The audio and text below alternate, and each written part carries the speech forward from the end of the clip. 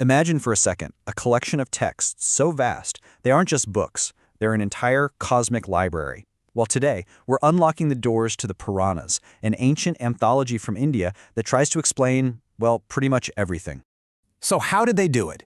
They did it through this absolutely breathtaking collection of myths, legends, and deep philosophy. You see, this isn't just about ancient history. It's a whole worldview, a way of making sense of the entire universe. So how exactly is this cosmic library organized? Okay, first things first, let's just get a sense of the sheer scale we're talking about here. When we say the Puranas, please don't picture a single book sitting on a dusty shelf. No, we're talking about an entire library of epic stories. A better way to think about it is like this. Imagine walking into a library that's literally dedicated to the cosmos. It's got shelves for history, for science, philosophy, and of course, for epic adventures. If you can picture that, you're getting pretty close to what the Puranas really are. And just how big is this collection? Well, there are 18, that's right, 18 major Puranas, and they're called the Mahapuranas. And that number doesn't even include all the smaller, minor ones. Each one of these is practically a universe of stories all by itself. This quote from the Brahma Purana gives us this amazing little window into their origins. It shows that these stories were passed down for generations through this rich oral tradition, recited from memory by sages long before they were ever written down. It's like a direct link in this ancient, unbroken chain of storytellers. All right, now let's wander over to the narrative wing of this library. This is where we find all the incredible, jaw-dropping stories of gods, demons, and heroes that really form the heart and soul of the Puranas. So, just to give you a little taste, let's dive into one quick tale. It starts with a woman named Samjna, who happens to be married to the sun god, Surya. Now, you'd think that's pretty cool, but there's a problem. He's literally too brilliant, just too powerful for her to even be near. So, she comes up with a plan. What does she do? She creates a perfect clone of herself, a shadow self named Chaya, and basically tells her, okay, you're going to take my place, live with my husband, look after my kids, and pretend to be me. I mean, talk about cosmic identity theft. But of course, there's a catch. There's always a catch, right? Chaya agrees, but she lays down this one condition that just perfectly sets up all the future drama.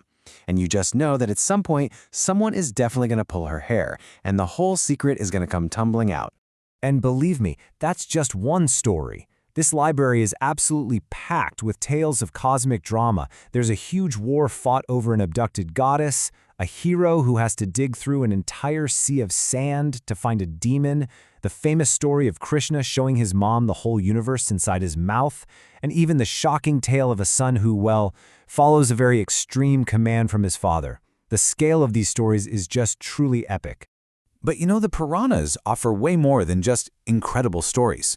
They also give us this incredibly detailed map of the universe, and a totally unique way of understanding time itself. See, in the Puranas, time isn't a straight line from past to future. It's cyclical. It's a huge circle. The universe moves through these 4 great ages, or yugas. It kicks off with the Satya Yuga, an age of pure truth, and then it kind of declines through ages of ritual and doubt, all the way down to the Kali Yuga, the age of conflict we're supposedly in right now. But at the end, order is restored, and the whole cycle just starts all over again. It's an absolutely grand vision of cosmic time. And the Puranic map of the world? Oh, it's just as imaginative and wild. It describes 7 island continents, arranged in these concentric circles, and each one is surrounded by its own unique ocean. And we're not talking saltwater here. We're talking oceans of sugarcane juice, wine, clarified butter, and milk. It's not meant to be a literal map, of course, but a fantastically structured, mythical cosmos. Okay, so beyond the physical map of the cosmos, there's a metaphysical one. If we peel back the layers of all these stories, we start to find some seriously deep philosophical questions about the very fabric of reality. A core idea here is that reality is this kind of dance between 2 fundamental principles.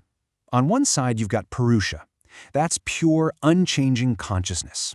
You can think of it like the silent witness, or maybe the camera that's always recording but is never actually in the movie. And on the other side, you have Prakriti. That's all the physical stuff, the dynamic, ever-changing world we see and touch.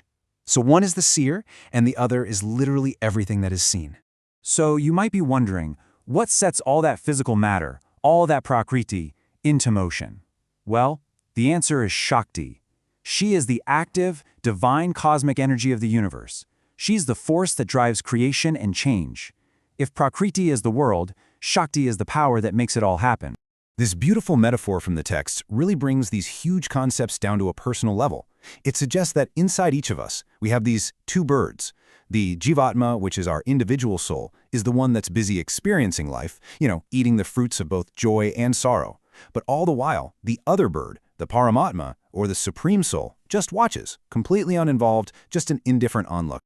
Okay, so you might be thinking, these are cool stories, but how does this ancient library connect to our world today? It's easy to dismiss them as just old myths, but honestly, they continue to resonate in some really surprising ways. And that brings us to a really fascinating question. Now, let's be clear, the Puranas are spiritual texts. They're not scientific manuals, but some of the patterns they describe are pretty uncanny. Take, for instance, the Dashavataar, the 10 primary incarnations of the god Vishnu. The sequence is really striking. It starts with a fish, then moves to an amphibian, the turtle, then a land mammal, the boar, and eventually progresses through half-animal, half-human forms to fully developed human beings. Now, a lot of people have pointed out how uncannily similar that progression is to the modern theory of biological evolution. Now, this doesn't mean the Puranas predicted Darwin, not at all. But it does show this really deep, almost intuitive observation of the progression of life on Earth, all framed within this incredibly powerful mythological story. And really, that's the key takeaway right there. This cosmic library wasn't built to be a collection of empirical science. No, it was created for something much, much broader. To explore the totality of existence, from the huge sweeping cycles of the universe, right down to the deepest nature of our inner selves. So, what have we discovered on our little tour of this cosmic library? Well, we've seen that the Puranas are this massive, diverse collection, not just one book. We've seen how they map out a mythical cosmos with this incredible cyclical view of time. They dive super deep into the philosophy of reality and consciousness, and their stories, whether you see them as myth or allegory, still have this amazing power to make us think, even today. Which really brings us to one final thought. In our own age, where we're just overloaded with information, what can we learn from these ancient, structured collections of wisdom? What can they teach us about finding our own place and our own meaning in the universe?